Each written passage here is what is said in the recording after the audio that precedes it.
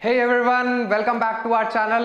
Myself Siddharth and NLM series का ये first video है और इसमें यार हम लोग जो है न्यूटन्स लॉज ऑफ मोशन का एक बेसिक सा इंट्रो लेंगे, ठीक है। तो चलो आओ यार फिर वीडियो को स्टार्ट करते हैं। सारी चीजों को हम लोग कवर करते हुए चलेंगे। चलो आओ शुरू करते हैं। तो देखो, चैप्टर की जो शुरुआत है वो होती है फोर्सेस के साथ।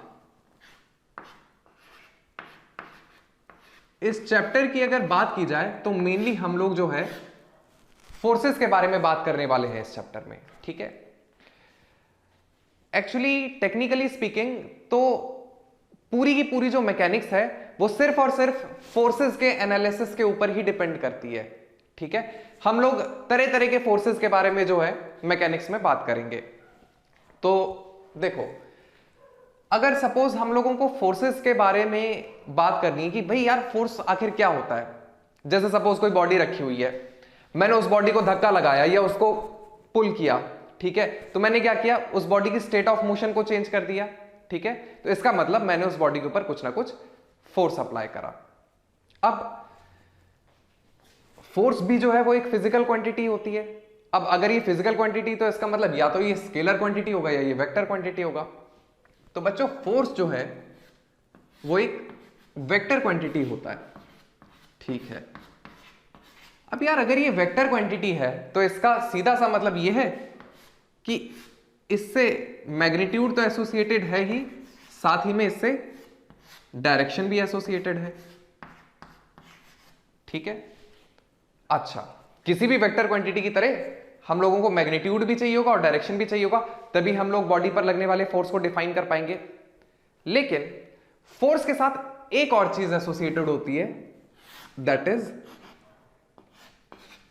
पॉइंट ऑफ एप्लीकेशन, ठीक है।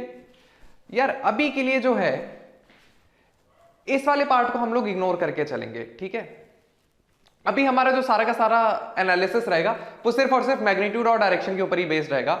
पॉइंट ऑफ एप्लीकेशन के बारे में हम लोग बात करेंगे जब हम लोग सेंटर ऑफ मास चैप्टर पढ़ेंगे। सेंटर ऑफ मास और रोटेशन में हम लोगों को फोर्स की इस वाली प्रॉपर्टी की भी जरूरत पड़ेगी।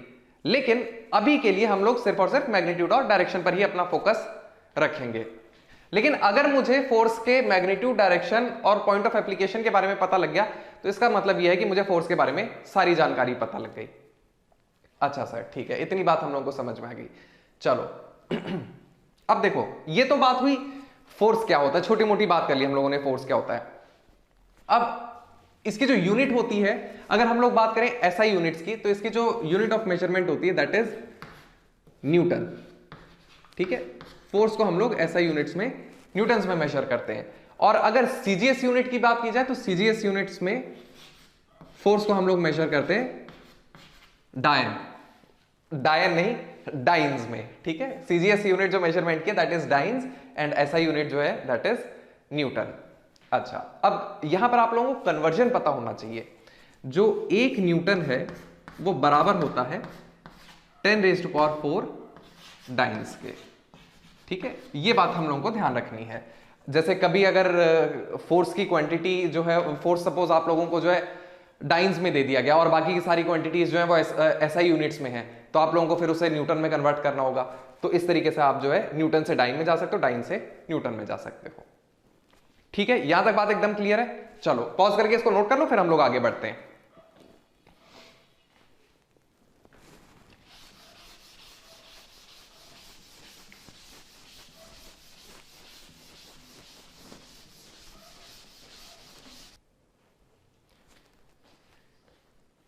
अच्छा, अब हम लोगों को बात करनी है टाइप्स ऑफ फोर्सेस के बारे में।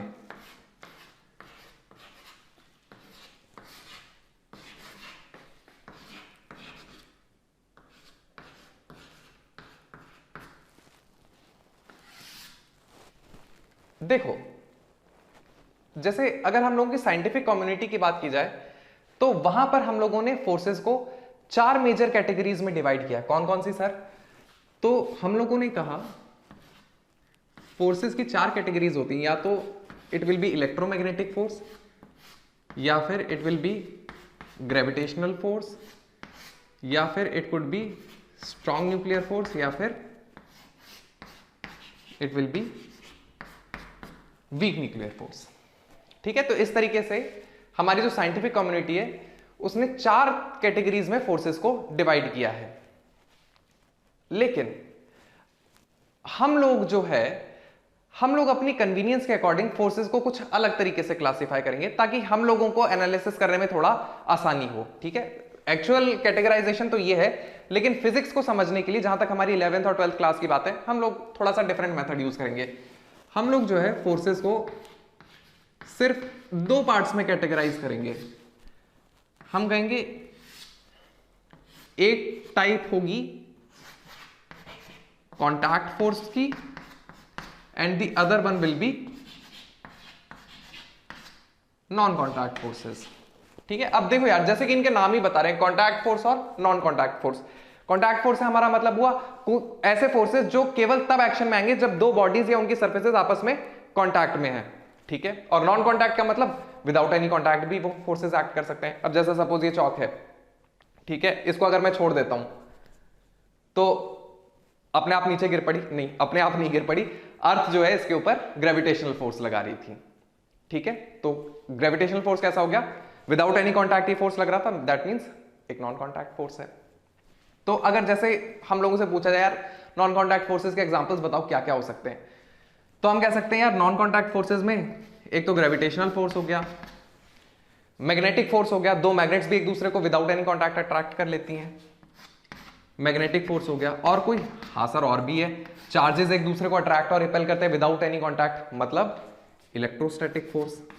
ठीक है, तो ये कुछ एग्जांपल्स हो गए नॉन कॉन्टैक्ट फोर्सेस के। अच्छा सर, कॉन्टैक्ट फोर्सेस के क्या एग्जांपल्स होते हैं? तो कॉन्टैक्ट फोर्सेस के भी कई सारे एग्जांपल्स हैं, जैसे नॉर्मल फोर्स और tension force, spring force, and then there is friction force।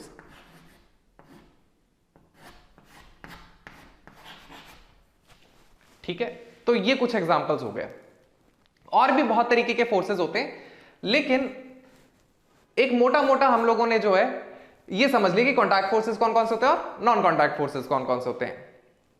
अब बच्चों यहां पर देखो, थोड़ा सा हम लोग यहां पर ये जो मैग्नेटिक फोर्स है और इलेक्ट्रोस्टैटिक फोर्स है, इसके बारे में अभी हम लोग चर्चा नहीं करेंगे। ये दोनों फोर्सेस का डिस्कशन आएगा हमारी क्लास 12th में, जब हम लोग मैग्नेटिज्म चैप्टर और इलेक्ट्रोस्टैटिक्स चैप्टर पढ़ेंगे, तब इन फोर्सेस के बारे में जो है हम लोग बात करेंगे। तो अभी के लिए हम लोग इनको इग्नोर कर देते हैं। ठीक है, एनएलएम चैप्टर में अभी हम लोग फ्रिक्शन की भी बात नहीं करेंगे, क्योंकि फ्रिक्शन के लिए हम लोगों ने अलग से एक चैप्टर बनाया हुआ है, तो फ्रिक्शन फोर्स की बात हम लोग वहां पर करेंगे। तो कुल मिलाकर के अभी हम लोगों को कौन कौन से फोर्सेस पर फोकस करना है? Normal force, tension force, spring force और ग्रेविटेशनल फोर्स। वैसे ग्रेविटेशन का भी एक पूरा अलग से चैप्टर है, हम बस यहां पर ग्रेविटेशनल फोर्स का एक हल्का सा ग्लिम्प्स लेंगे। ठीक है, क्लियर है यहां तक बात? चलो जल्दी से पॉज करके इतना नोट कर लो, फिर हम लोग आगे बढ़ते हैं।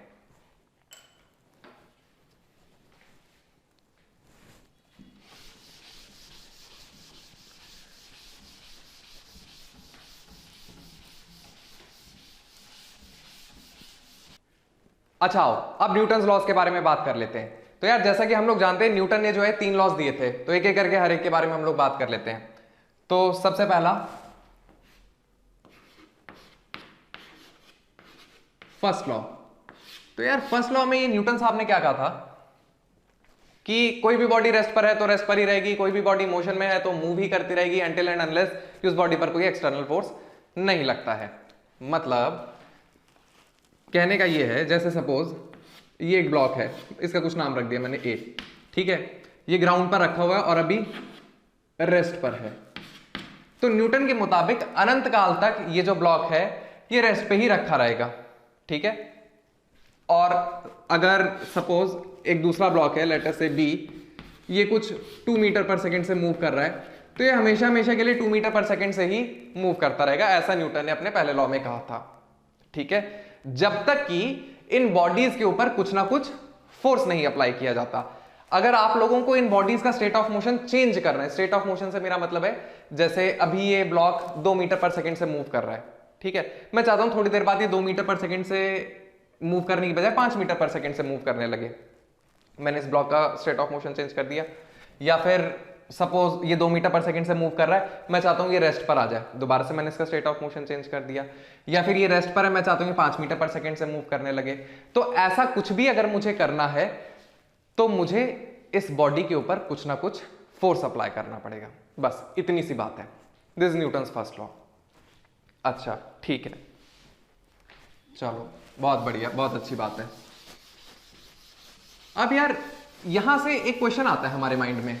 सर क्या क्वेश्चन आता है बच्चों? क्वेश्चन ये आता है कि सपोज एक कोई ब्लॉक है जिसका मास 2 kg है और अभी ये 2 मीटर पर सेकंड से मूव कर रहा है।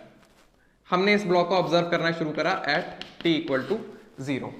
ठीक है, फिर क्या होता है, थोड़ी देर के बाद दोबारा से जब हम लोग इस ब्लॉक को देखते हैं तो ये ब्लॉक जो है 2 मीटर पर सेकंड की बजाय अब हमको 4 मीटर पर सेकंड से मूव करता हुआ दिखाई दे रहा है एट t = 2 सेकंड। मतलब 2 सेकंड के बाद इस ब्लॉक की जो वेलोसिटी है वो 2 मीटर पर सेकंड से चेंज होकर के 4 मीटर पर सेकंड हो गई। मतलब क्या हुआ? मतलब सर यहां पर इस ब्लॉक का स्टेट ऑफ मोशन चेंज हो गया। अच्छा, स्टेट ऑफ मोशन चेंज हुआ है तो इसका क्या मतलब है? सर इसका मतलब ये है according to Newton's first law इस ब्लॉक के ऊपर कुछ ना कुछ एक्सटर्नल फोर्स लगा होगा। ठीक है, इतनी बात तो सही है। अब यार क्वेश्चन ये है कि अगर मुझे ये पता करना है कि इस फोर्स का मैग्नीट्यूड कितना होगा तो वो हम लोगों को पता लगता है न्यूटन्स सेकंड लॉ से। तो सेकंड लॉ में न्यूटन साहब ने ये कहा था कि किसी भी बॉडी पर लगने वाला जो नेट एक्सटर्नल फोर्स है वो बराबर होता है dp/dt के। ठीक है, rate of change of linear momentum with respect to time. ठीक है, यहां पर ये जो p है, p से हम लोग इस बॉडी के मोमेंटम को डिनोट कर रहे हैं। अब मोमेंटम देखो क्या होता है, किसी भी बॉडी का जो मोमेंटम है, सपोज कोई m मास की बॉडी है वो v वेलोसिटी से मूव कर रही है, तो उसका जो मोमेंटम होता है वो क्या होता है? Mass into velocity. ठीक है सर, बिल्कुल क्लियर है। तो अगर हमें किसी भी बॉडी का स्टेट ऑफ मोशन चेंज करना है तो जो हम उसके ऊपर फोर्स अप्लाई करेंगे उस फोर्स का जो मैग्नीट्यूड आता है वो आता है न्यूटन सेकंड लॉ से, और वो बराबर होता है dp/dt के, where p is momentum of that body. ठीक है, अच्छा अब देखो यहां पर एक और बात है। अगर मैं इस बॉडी का मास कांस्टेंट मान लेता हूं, ठीक है, अगर मैं ये कहता हूं कि इस बॉडी का मास कांस्टेंट है तो देखो ये क्या लिखा हुआ है, F = dp/dt। मतलब इसको मैं ऐसे लिख सकता हूं ना, F = d/dt ऑफ mv। अब मैं आपको कह रहा हूं कि मैंने जो है इस बॉडी का मास कांस्टेंट मान लिया है, तो अब यार अगर ये क्वांटिटी कांस्टेंट है तो ये डिफरेंशिएशन से बाहर आ जाएगी। तो मैं इस चीज को क्या लिख सकता था सर? हम इसको लिख सकते थे F = m × dv/dt। और बच्चों dv/dt बाय डेफिनेशन क्या होता है सर? dv/dt होता है एक्सेलरेशन। मतलब हम क्या कह सकते थे? हम कह सकते थे किसी भी बॉडी पर लगने वाला नेट फोर्स बराबर होता है मास इनटू एक्सेलरेशन के। ठीक है, लेकिन अगर कोई आपसे पूछे न्यूटन सेकंड लॉ क्या है तो आप ये मत बोल देना न्यूटन सेकंड लॉ है F = ma। ये इक्वेशन केवल तब सही है जब हम लोग ये मान रहे हैं कि बॉडी का मास कांस्टेंट है। In reality Newton second law है F = dp/dt। पर सर मास तो बॉडी का कांस्टेंट ही रहता है ना, तो F = ma लिखने में क्या बुराई है? नहीं बच्चों, कई बार हम लोग ऐसे केसेस के बारे में भी बात करेंगे जब बॉडी का मास चेंज होने लगता है। टेक्निकली स्पीकिंग तो पता नहीं आप लोग शायद जानते हो या नहीं जानते हो, लेकिन मास खुद भी जो है वो एक रिलेटिव क्वांटिटी है। ठीक है, अगर आप किसी एक ऐसे फ्रेम में बैठ जाओ जो कि comparable to speed of light की वेलोसिटी से मूव कर रहा है, तो ऐसे फ्रेम में जो बॉडी का मास है even that also does not remain constant, वो भी जो है उस फ्रेम के साथ जो है चेंज होने लगता है। ठीक है, और भी कई तरीके के केसेस आते हैं। सेंटर ऑफ मास चैप्टर में हम लोग पढ़ेंगे वेरिएबल मास सिस्टम, तो वहां पर हम लोग पूरी तरीके से इसी कॉन्सेप्ट पर बात करेंगे जब बॉडी का मास चेंज करने लगता है। तो वहां पर हम लोगों को अच्छे से इन डेप्थ एनालिसिस मिल जाएगा कि अगर मास वेरी करने लगता है किसी बॉडी का तब किस तरीके से हम लोग फोर्सेस का एनालिसिस करते हैं। ठीक है, खैर अभी तक हम लोग यही मान करके चलेंगे कि बॉडी का मास कांस्टेंट होता है, तो इस इक्वेशन को यूज करने में कोई बुराई वाली बात नहीं है। ठीक है, चलो तो पॉज करके इसको नोट कर लो, फिर हम लोग आगे बढ़ते हैं। चलो आओ भाई आगे चला जाए।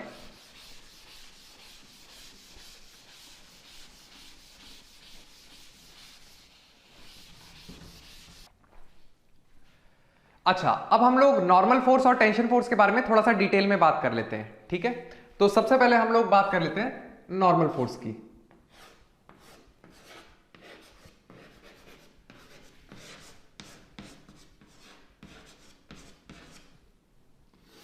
देखो, तो नॉर्मल फोर्स को समझने के लिए लेट अस से सपोज ये ग्राउंड पर एक ब्लॉक रखा हुआ है, ठीक है।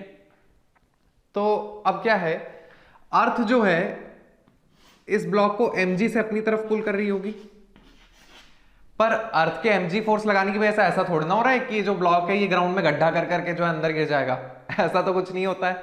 क्यों? क्योंकि ये जो ब्लॉक है ये अर्थ की सरफेस के साथ कांटेक्ट में है, तो अर्थ की जो सरफेस होगी वो इस ब्लॉक के ऊपर नॉर्मल फोर्स लगा रही होगी। तो इन दोनों ऑब्जेक्ट्स की जो सरफेसेस हैं वो इस बात की गारंटी, इस बात को इंश्योर करके रख रही हैं कि इन दोनों की जो सरफेसेस हैं वो आपस में एक दूसरे के रिलेटिव क्रॉसओवर ना कर पाए, ठीक है। तो सर ये नॉर्मल फोर्स का डायरेक्शन पता करने का क्या तरीका है? बच्चों जैसे कि देखो, इस फोर्स का नाम है नॉर्मल फोर्स, ठीक है। नॉर्मल का मतलब ही ये है कि ये जो फोर्स है ये हमेशा जो कॉन्टैक्ट सरफेस है उसके परपेंडिकुलर लगेगा, ठीक है बात। देखो जैसे ये ग्राउंड है तो जो नॉर्मल फोर्स है ग्राउंड के परपेंडिकुलर लग रहा है, इसलिए हम लोग इसको कहते हैं नॉर्मल फोर्स, ठीक है। पर सर अभी भी एक कंफ्यूजन है। कंफ्यूजन ये है कि अब परपेंडिकुलर डायरेक्शन तो ये भी है और परपेंडिकुलर डायरेक्शन ये भी है, तो हम कैसे चेक करें? तो बच्चों तरीका ये है कि जो नॉर्मल फोर्स है उसकी जो टेंडेंसी होती है वो हमेशा ऑब्जेक्ट को पुश करने की होती है, ठीक है। अब जैसे ग्राउंड जो है वो इस ब्लॉक के ऊपर नॉर्मल फोर्स लगा रहा होगा, तो ग्राउंड जो है उसकी टेंडेंसी होगी कि वो इस ब्लॉक को पुश करे। तो ऑब्वियसली अगर पुश करना है तो पुश तो केवल इसी तरीके से किया जा सकता है। तो इस तरीके से आप चेक कर सकते हो कि नॉर्मल फोर्स किस डायरेक्शन में होना चाहिए। नॉर्मल है इसलिए परपेंडिकुलर होगा, और क्योंकि पुश करना है इसलिए अपवर्ड डायरेक्शन में एक्ट कर रहा होगा।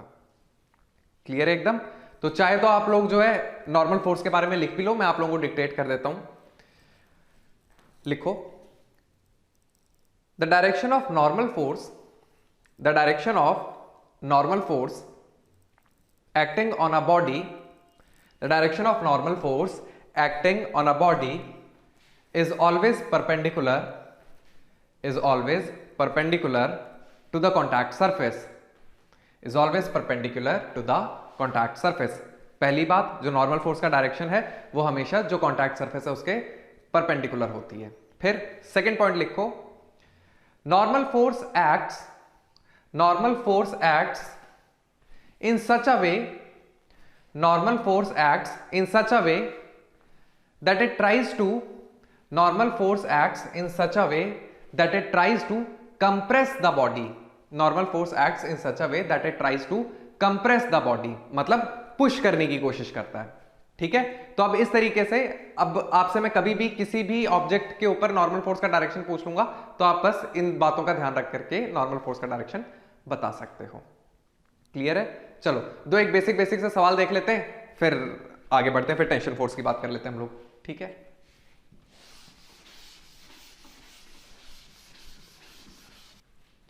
अब जैसे सपोज ये क्वेश्चन है,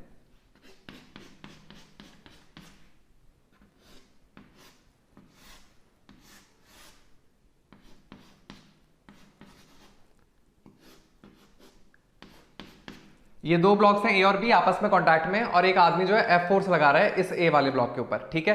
तो अब मैं आपसे ये पूछ रहा हूं क्वेश्चन में कि जल्दी से मुझे बताओ कि जो ए वाला ब्लॉक है इसके ऊपर कौन कौन से लोग नॉर्मल फोर्स लगा रहे होंगे और कौन कौन सी डायरेक्शन में लगा रहे होंगे। ठीक है सर, बहुत आसान है। तो अब मुझे समझ में आ रहा है ये जो ए ब्लॉक है ये इस बी ब्लॉक के साथ कॉन्टैक्ट में है, तो बी ब्लॉक जो है वो इसके ऊपर नॉर्मल फोर्स लगा रहा होगा। अच्छा, कैसे लगा रहा होगा? तो परपेंडिकुलर डायरेक्शन में लगा रहा होगा कॉन्टैक्ट सरफेस के, और पुश कर रहा होगा, इसका मतलब इस तरीके से लगा रहा होगा, ठीक है। तो ये क्या हो गया? Normal force acting on A due to B. अच्छा, क्या कोई और भी एजेंट है जो इसके ऊपर नॉर्मल फोर्स लगा रहा होगा? हाँ बिल्कुल, ये जो ब्लॉक है ग्राउंड के साथ भी कॉन्टैक्ट में है, तो ग्राउंड इसके ऊपर नॉर्मल फोर्स कैसे लगा रहा होगा? तो सर ग्राउंड जो है कॉन्टैक्ट सरफेस के परपेंडिकुलर लगा रहा होगा और पुश कर रहा होगा, तो इसका मतलब ग्राउंड की वजह से नॉर्मल फोर्स इस तरीके से लग रहा होगा, ठीक है। सो ये हो गया normal force acting on A due to ground. बस केवल इतनी ही नॉर्मल फोर्सेज इसके ऊपर लग रहे होंगे, एक इस वाले ब्लॉक की वजह से और एक ग्राउंड की वजह से, ठीक है। ऐसे ही अगर मैं आपसे बी ब्लॉक के ऊपर पूछ लेता तो बी ब्लॉक के साथ क्या हो रहा होता, तो सर बी ब्लॉक के लिए भी बहुत आसान है। बी ब्लॉक जो है वो ए ब्लॉक के साथ कॉन्टैक्ट में है, तो ए ब्लॉक जो है कॉन्टैक्ट सरफेस के परपेंडिकुलर लगा रहा होता और पुश कर रहा होता, तो ए ब्लॉक इस तरीके से नॉर्मल फोर्स लगाता, तो इसका नाम क्या होता है, normal force acting on B due to A. और ये जो बी ब्लॉक है ये ग्राउंड के साथ भी कांटेक्ट में, तो ग्राउंड भी नॉर्मल फोर्स लगाता, कांटेक्ट सरफेस के परपेंडिकुलर और पुश करना है, तो मतलब इस तरीके से normal force acting on B due to ground. तो इस तरीके से इन बातों का ध्यान रख करके हम लोग जो है किसी भी बॉडी पर किसी भी कांटेक्ट सरफेस की वजह से नॉर्मल फोर्स का डायरेक्शन बता सकते हैं। ठीक है, क्लियर है एकदम। चलो इसको नोट कर लो, फिर अब हम लोग टेंशन फोर्स का डिस्कशन कर लेते हैं।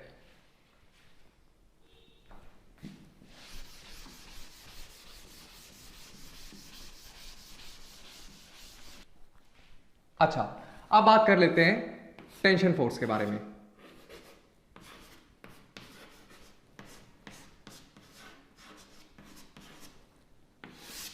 अब बच्चों देखो, टेंशन फोर्स की चर्चा हम लोग तब करेंगे जब हम लोगों को क्वेश्चन में थ्रेड दिखाई दे रही होगी। ठीक है, टेंशन हमेशा थ्रेड में डेवलप होती है। जैसे फॉर एग्जांपल ये ग्राउंड है, इस पर दो ब्लॉक्स रखे हुए हैं, इसका नाम ए है, इसका नाम बी है, और हम सपोज ये ए ब्लॉक को कुछ एफ फोर्स से पुल कर रहे हैं। यार तो देखो सिंपल सी बात है, अगर तुम इस ब्लॉक को एफ फोर्स से पुल करोगे तो ये पूरा का पूरा सिस्टम जो है इस डायरेक्शन में मूव करेगा। हाँ सर बिल्कुल सही बात है। अच्छा, अब देखो ये जो टेंशन फोर्स होता है ये कैसे एक्ट करता है। यार तो देखो इसका जो रूल है वो ये है कि सबसे पहली बात तो जो टेंशन फोर्स की जो लाइन ऑफ एक्शन है वो हमेशा थ्रेड की लेंथ के अलोंग होती है।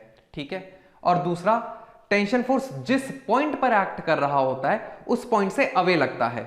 मतलब थ्रेड जैसे ए ब्लॉक के ऊपर टेंशन फोर्स लगा रही होगी तो थ्रेड इस वाले पॉइंट पर टेंशन फोर्स लगा रही होगी, तो ए ब्लॉक के साथ देखो क्या हो रहा होगा, ए ब्लॉक पर टेंशन फोर्स इस तरीके से लग रहा होगा। ठीक है, और अगर हम लोग बी ब्लॉक की बात करते हैं तो टेंशन फोर्स थ्रेड की लेंथ के अलोंग लगेगा और जिस पॉइंट पर लगेगा उससे अवे लगेगा। मतलब इस पॉइंट पर अगर टेंशन फोर्स लग रही होगी तो कैसे लग रही होगी, थ्रेड की लेंथ के अलोंग, और जिस पॉइंट पर लग रही है उस पॉइंट से अवे, मतलब इस तरीके से। तो इस तरीके से जब कभी भी थ्रेड आ जाएगी तो आप लोग टेंशन फोर्स का डायरेक्शन भी डिटरमिन करके बता सकते हो। ठीक है, थ्रेड की लेंथ के अलोंग और जिस पॉइंट पर लगेगा उस पॉइंट से अवे लगेगा। अच्छा, ये तो हमने टेंशन फोर्स की बात करी जो कि ब्लॉक्स के ऊपर थ्रेड की वजह से लग रहा था। अब अगर सपोज हम लोग थ्रेड के बारे में बात करते हैं तो थ्रेड के साथ क्या हो रहा होता, तो सर थ्रेड को देख लेते हैं अलग से। तो अब ये वाला जो ब्लॉक है, इस वाले ब्लॉक को थ्रेड अपनी तरफ पुल कर रही थी, तो ये वाला ब्लॉक थ्रेड को अपनी तरफ पुल कर रहा होगा, तो ए की वजह से यहां पर फोर्स लग रहा होगा थ्रेड के ऊपर कुछ इस तरीके से। ये कितना हो जाएगा, force acting on thread due to A. ठीक वैसे ही ये जो थ्रेड है ये बी ब्लॉक को इस डायरेक्शन में पुल कर रही थी, तो बी ब्लॉक इसको अपनी तरफ पुल कर रहा होगा थ्रेड को, तो बी वाला जो ब्लॉक है वो थ्रेड के ऊपर फोर्स कैसे लगा रहा होगा, तो सर वो कुछ इस तरीके से लगा रहा होगा, force acting on thread due to B. तो इस तरीके से थ्रेड के ऊपर फोर्सेस लग रहे होंगे। क्लियर है एकदम।